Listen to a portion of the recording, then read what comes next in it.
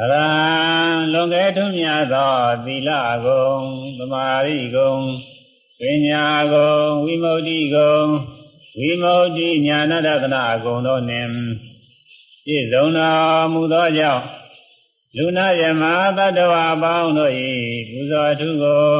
ခံတော်မူလိုက်ပေသောမြတ်စွာဘုရား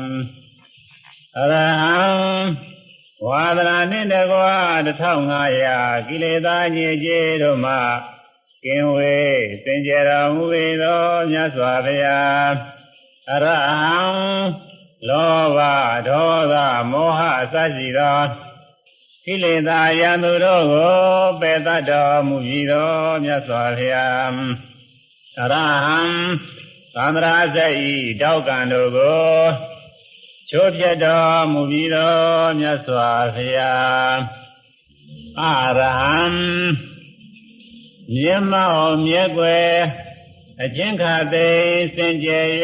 စိတ်ွယ်ရာမရှိတော်မူသောမြတ်စွာဘုရား